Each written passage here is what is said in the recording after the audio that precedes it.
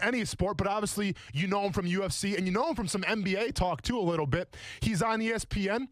You can see him with Daniel Cormier. You can see him with Chael Sonnen. We are happily joined right now by the one and only Ariel Helwani. Ariel, man, how you doing? Hey, what's up, man? First of all, what a promo you were cutting. Who has upset you? What was going on over there? I just walked into the fire over there. Is that a shoot or is that a work? No, Ariel, that is 100% shoot right now, man. And I apologize. Wow. I apologize if the oven got turned up a little too hot. It's fantasy football related. The hyenas are circling right now, and I'm a lion, and sometimes I got to show the hyenas what I can do. Now, I was told, speaking of pro wrestling, that you were having me on to talk a little AEW. Am I right or am I wrong? Are we talking AEW or are we talking we're in Jacksonville, right? We're not talking AEW? Listen, Ariel, man, I know you can do it all just like I can. I brought you on to talk UFC 254, but I might have a couple All Elite Wrestling questions for you if you don't mind. No, it's all good. It's all good. Let's talk UFC. All right, cool. So check it out. So we got UFC 254, this Saturday. I believe a 2 o'clock start time for the main event, if I'm not mistaken, correct? Correct. So 2 o'clock the main start card. time. Main card. Main event will be around 5. Okay, 4:35. Great, thank you. Yep. So we got the main event going on 5. And listen, I could talk mixed martial arts and UFC with you all day. I don't have that much time, unfortunately. So we got to talk about Gaethje and Khabib, right? And when we talk about Gaethje and Khabib, if I'm trying to explain it to a casual MMA fan, I explain it like this. Khabib is probably the greatest wrestler in the world in terms of mixed martial arts, right? Now, he doesn't have an All-American championship. He doesn't have a gold medal, but I'll tell you what he has. An impressive undefeated record. And to me, Justin Gaethje is like Brad Pitt in Fight Club when that boss came downstairs to punch him in the face numerous times, and Brad Pitt just kept smiling and saying, "Is that all you got?" And it broke the mob boss, and Brad Pitt got his way. Like, Justin Gaethje is not human sometimes when you watch him fight. So you have two guys who know exactly who they are right now and what they're going to bring to the cage. How great is this fight going to be? Okay, well, first of all, I was with you and this is going to blow your mind probably. I was with you up until the Fight Club analogy because, believe it or not, I never saw Fight Club. How about that? Wow. Could you imagine? Could you imagine? I've devoted my life to covering MMA and I never saw Fight Club. Unbelievable. So now, is this like, no, you just can't sidetrack that, Ariel. Is that a personal choice or you just haven't got around to seeing it? No, I just haven't gone around. I mean, I'm not like holding out if it's available and I can watch it. I never got around to it. I don't know why. It's a weird thing. It's a weird quirk in my life. Okay. Yeah. So that and I love Brad Pitt. He's tremendous. And Edward Norton as well. I think it was in it. Absolutely. So it was. I mean, like you set it up. It's a tremendous fight because you have, in my opinion, the most dominant fighter not only today but of all time in UFC history. Khabib is 28-0. He's trying to get to 30-0 before potentially retiring. He's only lost one round in his UFC career officially, and that was round 3 against Conor McGregor. And the guy is amazing because, as you said, he's a tremendous wrestler. He's a tremendous grappler. We know what he wants to do. Everyone knows what he wants to do, and yet he continues to do it. And he's so good at what he does. He is so dominant, so strong, so powerful. But I think, truthfully, that Justin Gaethje will be his toughest opponent in the UFC to date. Why? Justin Gaethje is a former All-American from Northern Colorado University. He's a Division I wrestler. He has incredible striking skills. He has power in his hands. If he can keep this fight in the middle of the octagon and not get pushed up against the cage and not get taken down, if he can keep it in the center of the octagon, use his leg kicks to keep Khabib at bay, and then we talk about a striking match, a kickboxing match, he's a better striker than Khabib. And we talk about his power, he has more power than Khabib. Dangerous things will happen. So that's the key to this fight. And I think considering his wrestling background and considering just how tough Justin Gaethje is, he has a legit chance in this fight. And you're absolutely right, Ariel. And listen, and I talked about the Chael a little bit earlier on the show. We had Chael Sonnen on as well. So it's a little double dip in MMA. You had Chael already. What do you need me for? Because I'm talking wrestling. I'm talking NBA too with you a little bit, man. So you can do it all, man. I got respect for you. But I think you're absolutely right in terms of Justin Gaethje's skill set. And if you go back to his last fight against Tony Ferguson, which was on a little bit of a short notice, listen, he passed with flying colors. Everyone is afraid of Tony Ferguson because of the violence that he brings. Justin Gaethje stared that down and said, bring it on, and obviously you saw that outcome. I want to go back to 2 fights ago, and I talked with Chael this a little bit. I want to go back to Al Iaquinta, and I want to go back to Khabib. To me, that fight was very telling because in the 5th round, and keep in mind, this was a short notice fight as well, but in the last round of that fight, Al Iaquinta started jabbing Khabib up a little bit. I don't want to say Khabib was tired or anything like that, and Al Iaquinta is a tough dude in his own right, a great wrestler, but the fact that Al Iaquinta got off a little bit on Khabib kind of leads me to believe, well, and with all due respect to Al Iaquinta, Justin Gaethje, I think, is on a different level than, Al is. So with that being said, I mean, should I put so much stake into that fight right now? Or should I just say, well, look what happened with Dustin Poirier, and I should move on? Well, I remind you that Dustin Poirier actually tagged Khabib in the 2nd round and seemed to have rocked him a little bit. And so, yes, there are openings there. Khabib's team will tell you that he was just playing around with Iaquinta at that point and just kind of wanted to show off his improved striking. That's what his team will tell you. I don't know if I buy that. I think Iaquinta did a great job on 24 hours notice. I don't know if, 1 + 1 = 2 here, but here's the big difference. Gaethje's a better wrestler than both of those guys, and he's just so tough. The guy doesn't know how to give up. And if he keeps this into that sort of calm, cool, and collected fight that he's had in his last 4 fights, and in particular against Tony Ferguson back in May, I really do think he has a chance. The massive key in all of this, and I'm sure Chael said the same, don't get the fight up against the cage. If you're up against the cage, it's elementary at this point. That's where Khabib does his best work. You got to keep the fight in the center of the octagon. You got to control the octagon and make him fight you there. Ariel, we've had Dana White on before, and listen, I understand his job as a promoter. You got to hype everything up. I mean, obviously that's your job. If you can't hype stuff up, you're probably not that good at your job. With that being said, though, on Monday he said it was trending as it's gonna be the biggest fight of all time. Now let's be honest. In the States, when you air this thing, the main card starts at 2 p.m. You got college football to worry about. Obviously, I'm going to be tuned into that as well.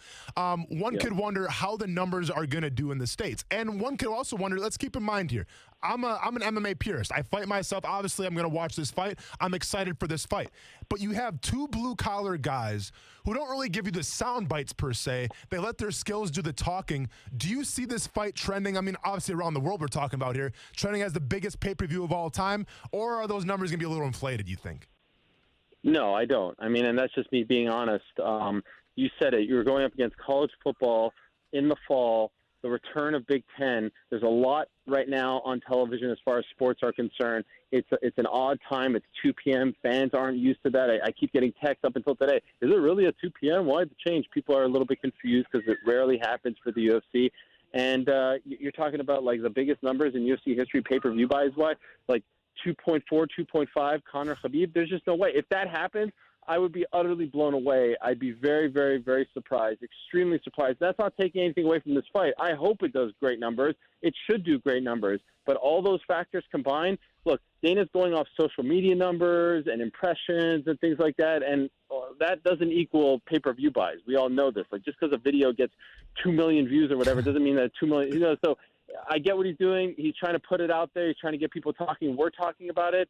But no, I do not think this will be the highest grossing pay-per-view in UFC history. Joined by ESPN's Ariel Helwani. Ariel, I got one more MMA question, and then we'll get into the fun stuff real quick. But you mentioned Conor McGregor a little bit, and right now there's – I don't even know if it's even official yet, but it's Conor McGregor supposedly and Dustin Poirier. And, being an MMA fan like I am and being a fighter like myself, I understand that sometimes these things can fall through. And I also understand that if you're Conor McGregor right now, you're going to fight as the last event on any pay-per-view card. You're not going to agree to say, well, you know what, we'll let some champions fight, after me. Like, that's not how it works with Conor McGregor. So I guess my question to you is there a lot of legs right now to this Conor McGregor, Dustin Poirier fight, or are we going to have some trouble in terms of what card do you put it on, where do you put it on, where's it going to be, and all that stuff? It's not a done deal, but it is trending in that direction, January 23rd of next year, and it would be the main event. Yeah, there's no talk of anyone going above it. I mean, Conor's bigger than any belt, so it would be crazy to put someone above him. Gotcha. Okay, so now let's get into the fun stuff. AEW, you mentioned it, Ariel, and I'm sure you watch it just as much you watch, that other network over there, too. I can't really talk about the other network because I'm not paid to say AEW, but it helps to know Tony Khan, you know what I'm saying? So when we talk about AEW, man, we're about a year into it now. What are your thoughts about it, Ariel?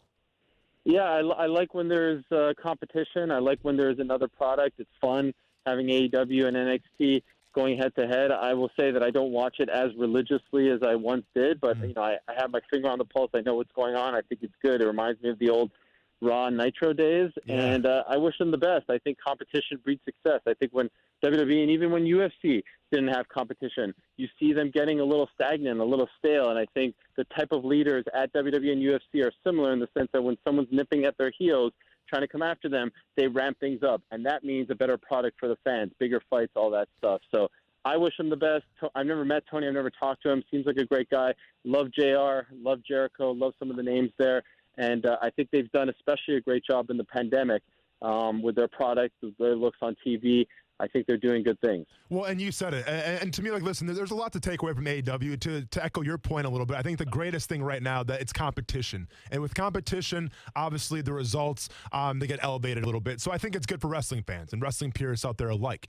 My question to you about Chris Jericho, though, like you talk about a guy who I think he's on his third or fourth decade right now of wrestling, and he continues to reinvent himself. I guess just where does Chris Jericho stand in terms of, some of the greatest of all time, let's just call it, because for what that guy's been able to do decade after decade and reinvent himself, it's a rare thing. And now he's in AEW. Obviously, he's probably the biggest name in there. So how much of a fan are you of Chris Jericho? Oh, Le Champion, he's the man. He's a Canadian legend, and he deserves all the bubbly that he can get. Y2J was incredible. Lionheart was incredible.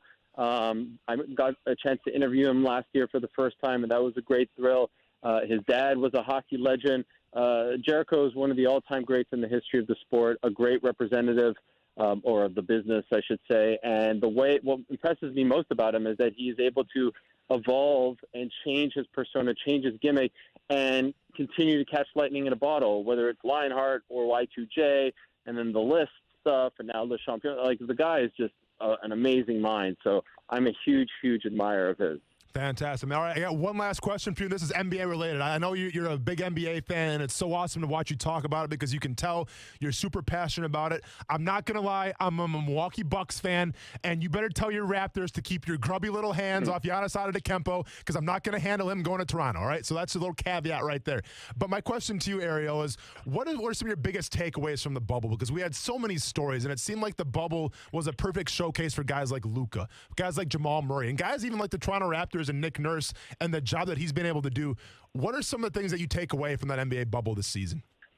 First of all, the fact that, the NBA pulled it off and there were no positive tests. You'll recall when they were talking about going there and the numbers were rising in that area, Orange County in Florida, people were saying, like, you're crazy, you're reckless, all this stuff. And the fact that they got no positive tests was an incredible victory. And then the competition was great. No one took it not very seriously. No one was just all like, all right, we're going to go out there and just kind of go through the motions. No, you could see that the competition was played at its highest. And honestly, what really bothered me throughout, especially at the beginning, was people saying that the winner deserves an asterisk, that it's not a real championship.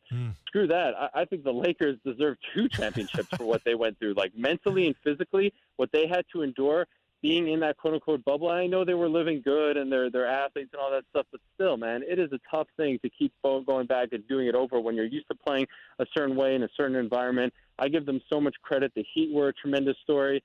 The whole thing was a joy, and it was very sad when it ended, because usually when the league, when the season ends, we know that, then we're getting the draft and then summer league and whatnot. Now we don't even know when they're coming back. Is it MLK Jr. Day? Is it Christmas? Is it March? And so I'm a little sad about the state of things, but of course we are sad about everything going on in the world. And I just think that what the NBA did, and the NHL, by the way, was nothing short of amazing. Absolutely. Well, we don't talk about the NHL that much because the Tampa Bay Lightning won, and even though I'm in Jacksonville, I'm not the biggest Tampa Bay Lightning fan ever. One final question for you, and obviously I think you're a Toronto Raptors fan, correct? Raptors and Knicks. I mean, grew up a Knicks fan, but okay. Now I'm an unbiased sideline reporter, so I just kind of keep it real. I got you. Well, I guess to echo the Raptors question a little bit here. I mean, how impressed are you with what Nick Nurse has done? And I think sometimes I think of the Golden State Warriors. Yeah, maybe Steve Kerr's a great coach, but you also got Steph Curry, you got Klay Thompson, you had Kevin Durant. Of course you guys were gonna win. But I think teams like the Heat now, and obviously the Raptors, they're ushering in a new era where it's you know what? You don't have to have those 3 big stars to be successful. If you have great coaching and great camaraderie on your team, you can go far. Would you agree with that? 100%. And it doesn't start with the great coaching. It starts with the great leadership. Masai Ujiri is the real key. He changed the entire culture there. No one wanted to play for the Raptors. And by the way, and I'm not joking here, someone who deserves a lot of credit is Drake. hiring Drake as their quote-unquote global ambassador made the Raptors cool, made people know, like, all right, this is a good place to play. It's not Siberia. It's not freezing Canada. They're actually hip. I'm not joking. No, I hear you. A very smart business move on their part, because you know all those players. They love Drake. I love Drake. Of course. He does. I mean, he's a tremendous talent. So having him sitting courtside and representing the team was brilliant. Then Masai, turning them almost into like the Spurs North, and the culture that they have, and the scouting and the drafting, the picks that they've had. I mean, not some of them aren't, lottery picks, but they're finding guys like OG Anunoby, finding those diamonds in the rough. Incredible stuff, right? And then you have the cojones to fire the coach of the year in Dwayne Casey and hire his assistant, who's never been a head coach before, after you had a pretty good run in the playoffs, and then make the trade for one of the most popular Raptors of all time, DeMar DeRozan, for Kawhi, when you aren't really sure if he's going to stick around or even report. It's just an incredible thing what he's done. And Nurse has turned into the kind of coach that you want to play for, and also the kind of coach who likes to take risks. I remember in December, they were down like 25 to the Mavs in the fourth quarter, and he did a full court press. You never see full court press. In the finals, you saw him do a box and one. You never see a box and one. And so I love the way he thinks outside of the box. I love that they have this culture, this community, this camaraderie. It's a beautiful thing what they've done with that team. And when you consider where they've come from, when they were the Purple Dinosaur team playing at the cavernous Sky Dome, it's really an incredible success story. MMA, NBA, professional wrestling, the guy can talk it all, man. Ariel Helwani, I appreciate you coming on the show. Thanks, my man. Talk to you soon. Have a good one. Kuz, driving this podcast, would you agree with what he said there about the Toronto Raptors? I thought he made some great points. And as much as I don't like, I like Drake. I respect Drake. I don't like him on the sideline.